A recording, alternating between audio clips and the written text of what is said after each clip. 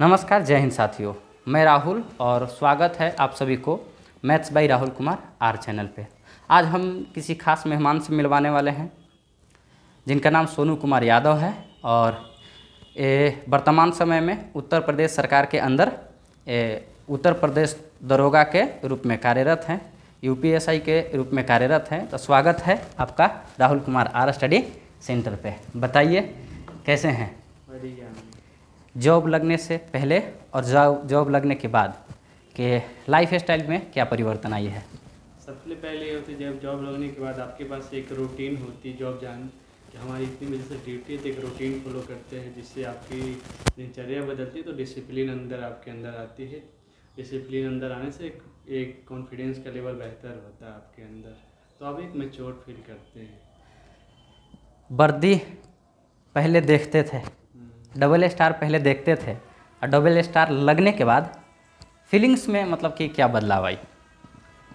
Feelings में कोई खास बदलाव आती नहीं है। जैसे मैच्योरिटी आप एक लेवल पे मैच्योर हो जाते तो आप एक बहुत बड़ी नहीं हो पाती, लेकिन वर्दी आपके कंधों पे आ जाने के बाद आप एक रिस्पॉन्सिबल पर्सन ऐसा महसूस होता है कि अगर मैं कोई गलत कार्य कर रहा हूँ, अगर चलते सड़क पर अगर कोई गलत काम कर रहा हूँ तो लोग मुझे समाज देखेगी तो मुझे क्या करूँ, क्योंकि जो समाज में एक सब इंस्पेक्टर जो वर्दी धारक होते हैं वो अलग दिखते हैं। तो उसे अगर वो कोई गलत काम करेंगे तो समाज में गलत इम्पैक्ट करेंगे। इसका एक दबाव हमारे ऊपर रहता है, जो हम चाहते हैं कि हमसे कोई ऐसा कृत्य ना हो जाए जिससे समाज की वो छवि धूमिल हो। हाँ, जैसा कहने का मतलब है आपका कि आपको देख के बहुत सारे ऐसे आपके गांव के, रिश्तेदार के, जीवार के, जो आपको जानने वाले लोग होंगे, जो आपको फॉलो कर रहे होंगे, तो आपको कोई ऐसी गलती नहीं करना है जिससे उन पर कुछ बुरा इफ़ेक्ट पड़े। देखिए, नौकरी सब कोई अपने एक अच्छे लाइफ स्टाइल के लिए जीते हैं और अच्छे लाइफ स्टाइल जीने के लिए पैसा की बहुत महत्व होती है। तो आपको सबको ही जानना मतलब एक बार ये होना चाहता है कि पेमेंट क्या रही होगी? पेमेंट गवर्नमेंट इतनी देती है, सफिशिएंट इतनी होती है कि आप अपने परिवार को बेसिक नीड्स जो भी है उससे आप फुलफ़िल कर सकते हैं। जो बेसिक नीड्स हैं, ऐसा नहीं कि आप बहुत हाई फाई लाइफ स्टाइल आप अफोर्ड कर पाएंगे, नहीं, बट बेसिक के लिए है इतना सही सीमित है। अपने लाइफ को एक अच्छे स्टैंडर्ड को मेंटेन करके चल सकते हैं। हाँ। किसी तरह की कोई ज़्यादा दिक्कतें नहीं होगी। ठीक है, अगला जो है ना कि सबसे बड़ा जो होता है कि जैसे अभी आप शादी हुई नहीं है तो अभी तो आप चाहे जैसे रह लेते होंगे, लेकिन एक समय आएगी जब शादी होगी। शादी होने पर परिवार को भी टाइम देना होगा। तो ड्यूटी जो है ना किस रूप में लगता है, कितने आवर लगता है और कैसे होती है? जैसे मेन क्या होती है, जैसे पुलिस की ड्यूटी 247 की होती है।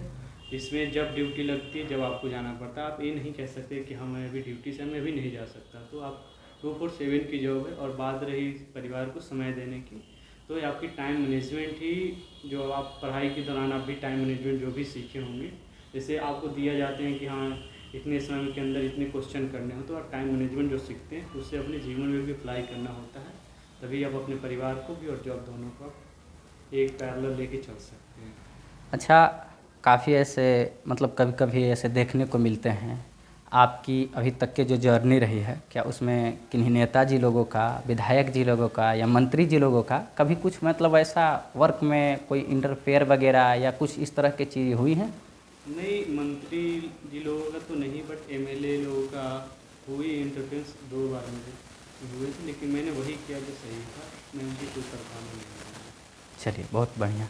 अगर देखा जाए कि जो आजकल के समय में जो है मतलब कुछ ऐसे भी मतलब कुछ ऐसे लोग हैं जो मतलब दरोगा के रूप में मतलब कि कुछ है ना मतलब वर्दी के प्रति कुछ इस तरह के भावना रखते हैं। तो क्या आपको लग रहा है कि क्या उन लोगों की मतलब मानसिकताएं सही है या मतलब केवल वो देखने दिखाने के लिए होती है? आप किस तरह की, जैसे लोगों को लगता है कि ये दरोगा है तो मतलब कि बहुत मतलब घूस वूस वाला होगा, बहुत एटीट्यूड वाला होगा, बहुत मतलब इस तरह के होगा। ठीक है ना, जैसे सीधा बोला जाए कि जैसे हम लोग जब गांव में रहते थे तो कभी पुलिस आती थी तो पुलिस को देखकर लोग सभी अपने दरवाजे बंद करके घर में चले जाते थे कि कहीं हमें पकड़ न ले, केस किसी और पे है और हमें पकड़ न ले और हमें पकड़ के लेकर चल ना जाए। इसके मतलब इस तरह के भावना अभी भी लोग में है या कुछ बदलाव हुई है? नहीं, आज के समय में जैसे युग बदल रहे हैं, आज के सिनारियो में पब्लिक में बहुत बड़ी चेंजेज आई हैं और वो दिखती है। जो पब्लिक सही रहती है वो फेस टू फेस बात करती है, उन्हें कोई दिक्कत नहीं होती है।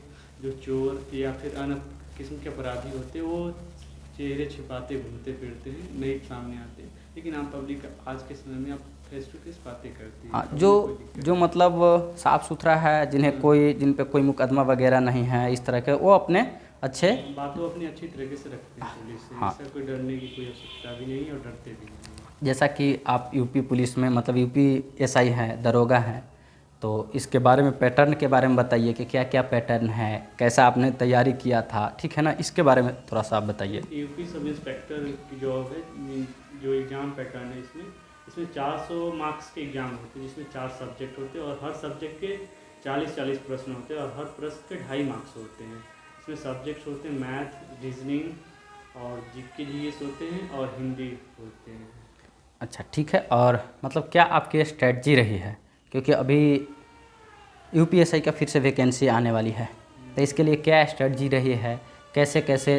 देखिए, एक सेलेक्टेड जो लोग हैं वो बताते हैं, उनका इम्पैक्ट ज़्यादा पड़ता है लड़का लोगों पे। अरे हम टीचर तो पढ़ा ही रहे हैं, ठीक है ना, लेकिन जो सेलेक्टेड कैंडिडेट है उन्हें ज़्यादा देखा जाता है। जैसे मेरा मेन टारगेट ये होता है, जो सब्जेक्ट मेरे स्ट्रॉन्ग जोन में थे हमारे सब्जेक्ट, मैंने उन पर काफ़ी मतलब फोकस किया था। उसमें मैं ये सोचता था कि मैक्सिमम से मैक्सिमम मार्क्स गेन करना है। जैसे मैथ, रीजनिंग और हिंदी, ये मेरे मजबूत सब्जेक्ट है, जिसमें मैं फुल मार्क्स लाने की कोशिश करता था। बट मैथ और रीजनिंग में मैंने 40 आउट ऑफ 40 किया था, बट हिंदी में 36 आउट ऑफ 40 किया था। तो आपको जो मतलब आपका मजबूत पॉइंट है, वो मजबूत सब्जेक्ट है, वहाँ अच्छे से वर्क करना है, तो ज़्यादा से ज़्यादा मार्क्स ग्रैब करना है। और सेकेंड हैंड में आप ये देख सकते हैं कि आप जैसे जीएस हो गया, मतलब आपके भी कोई वीक सब्जेक्ट होंगे, अलग होंगे, तो आप उस पर मेहनत अलग से करके मुझे इतना मार्क्स लाना सफिशियंट है कि कम से कम तो 60% मार्क्स उससे लाएँ जो सब्जेक्ट हमारे कमज़ोर हैं। और मेरा ऐसा मानना है कि हर विद्यार्थी को, अगर जिसका मैथ मजबूत होगा तो उसका रीजनिंग जाहिर सी बात है मजबूत होगा ही। तो दो सब्जेक्ट में अच्छे फुल मार्क्स लाने की कोशिश करें और भी 60-70% आप ला लेते हैं तो आप सफल हो जाएंगे। मेरे अनुसार, मेरे सिनारियों में ऐसा ही था। मतलब कहने का थोड़ा सा मतलब कि मैथ्स अगर आपकी अच्छा हो तो जाहिर सी रीजनिंग अच्छा हो, और मैथ्स और रीजनिंग में कहीं भी कोई भी टीचर या कोई भी जो गाइड करते हैं, वो सभी का मानना होता है कि मैथ्स आप स्कोर फुल में फुल कर सकते हैं, रीजनिंग आप फुल में फुल कर सकते हैं, जीके जीएस में आपका फुल में फुल रेयर केस में होता है। तो अगर मैथ्स और रीजनिंग अच्छा हो तो हाई चांस है कि आप सिलेक्शन के करीब जा सकते हैं। मतलब 70 मार्क्स अगर जो आपके वीक सेक्शन है तो मेहनत करते हैं, हाँ, वहाँ कुछ कम भी रहेंगे। 70% आप मार्क्स गेन कर लेंगे तो आप सफल हो जाएंगे, और अच्छे रैंकों से सफल हो जाएंगे। अब इसमें सिंगल एग्ज़ाम होता है, ठीक, एक ही पेपर। एक ही पेपर होता है मेरे भाई, ठीक है ना, एक ही पेपर पास करना है और आपको नौकरी मिल जाएगी, ठीक है। साथ में फिजिकल होता है, तो फिजिकल के बारे में बताइए। फिजिकल में क्या होती है कि 4.8 किलोमीटर्स रनिंग होती है, जो 28 मिनट्स में कंप्लीट करना है। तो और मेल के लिए और फीमेल के लिए 2.4 किलोमीटर होती है, शायद 16 मिनट होती है, उसके अंदर उनको पास करना होता है। इसके अलावा और किसी भी तरह की फिजिकल एंड्योरेंस टेस्ट नहीं होती उसमें, बस रनिंग होती है। जैसा कि जहाँ तक हम जानते हैं कि इन्होंने अभी वर्तमान समय में ये यूपी दारोगा हैं, लेकिन इससे पहले एएसएससी, सीजीएल, सीएचएसएल, सीपीओ जैसे तमाम एग्ज़ाम को इन्होंने निकाला है। सीजीएल में 50 में आउट ऑफ 15 का मार्क्स था, यूपीएसआई में 40 में आउट ऑफ 40 मैथ्स में मार्क्स था, ठीक है ना मेरे भाई। ये बात को नोट कीजिएगा आप लोग, क्योंकि 100 आउट ऑफ 93 मार्क्स। हाँ, सीडीएस में 100 में 93 का मार्क्स था, ठीक है ना। तो मैथ्स अगर आपका जाहिर सी अच्छा रहा तो आप जनरल कंपटीशन में अच्छा सर्वाइव कर सकते हैं, ठीक है ना। थोड़ा सा इनके स्ट्रगल के बारे में भी बता देते हैं, वो स्ट्रगल के समय भी याद होगा। देखिए, स्ट्रगल इनका रहा है, कम से कम 25 किलोमीटर साइकिल रोज़ चलाते थे। साइकिल चलाकर जाना और आना, फिर खाना बनाना, मतलब हर चीज़ करना, साथ में पढ़ाई करना, ठीक है ना, तब जाकर आज यहाँ तक के पहुँच पाए हैं, ठीक है। और जहाँ तक हम पढ़ाते हैं मैथ्स, इसके बारे में आपका क्या ख्याल है, अपना ओपिनियन ज़रूर रखें। जैसे सर के जो यूट्यूब क्लासेज है math by Rahul Kumar R, जिस पे मैंने कंटेंट देखे मैथ्स का, जो अच्छे लेवल के होते हैं, जिसमें आप CDS, CGL मेंस, ये जो इस तरह के एग्ज़ाम से आप इजीली अगर कॉन्सेप्ट क्लियर कर लेते हैं अगर हर क्लास लेकर, तो आप और उसके बाद PYQ करके तो आप पास हो जाएंगे। अच्छे कंटेंट होते हैं, मतलब लेवल एक लेवल की होती है, उससे आप सफल हो सकते हैं। ये नहीं कि ज़रूरी आपको पेड कोर्स ही किसी टीचर को लेना है, ये इतना सफिशिएंट है। मिला जुला के कहने का मतलब कि जो आज के जो वनडे कॉम्पिटिटिव एग्ज़ाम है, जैसे SSC CGL, CHSL, CPO, CDS हो गए, ठीक है ना, इन लेवल तक के कंटेंट सफिशिएंट सफिशिएंट है। अपने यहाँ से कॉन्सेप्ट क्लियर करके हाँ आप PYQ पे आप जंप करेंगे और उसे सॉल्व करेंगे तो आप पास हो सकते बिल्कुल। और इसके बाद में जो बताना हम चाह रहे हैं कि हमारी 2 चैनल और खुली है, जिसका नाम है railway maths by Rahul Kumar R और state exam by Rahul Kumar R. तो जो आपका सिलेक्शन है अभी दरोगा है, जो स्टेट लेवल में आते हैं। तो आपसे इस चैनल के माध्यम से जब हम दोनों भाई बैठे हैं तो यूपी दरोगा का ही पहला बैच ला रहे हैं स्टेट वाले पे, ठीक है ना, state exam by Rahul Kumar R पे।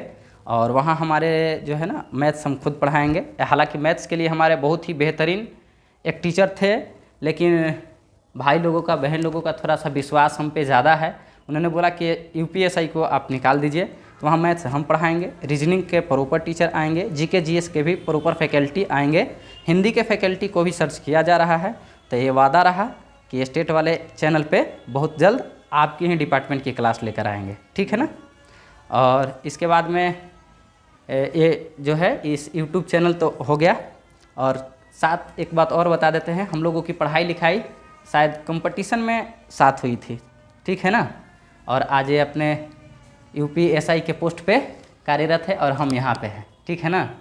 और इसके बाद फिर हमारी एक, अभी तो ये छोटी सी ना इनके पास टाइम थी और आज हमें भी कहीं निकलना था, तो छोटी सी मीटअप हुई है। बट नेक्स्ट जो है ना एक अच्छे लेवल का ब्रॉडकास्ट होगा, जिसमें हर चीज़ को बारीकी से बताया जाएगा। लेकिन अभी के लिए धन्यवाद, आपको स्पेशल थैंक्स, क्योंकि आप हमारे लाइफ के पहले जो ब्रॉडकास्ट कह लीजिए, इंटरव्यू कह लीजिए, या हमारे लाइफ और हमारे चैनल का पहला ये वीडियो शूट हो रहा था और ये आपके साथ ही शूट होना था, इसलिए आज इसका ये हुआ। इसके बारे में थोड़ा सा अनुभव आप शेयर कर सकते हैं, कैसा लगा आने के बाद? जैसे पहले तो मैं अभी कभी किसी पॉडकास्ट या इंटरव्यू या इस तरह की कभी बड़े मंच पे मैंने गया नहीं, और तो नर्वसनेस थी, but everything okay, I just manage it very well.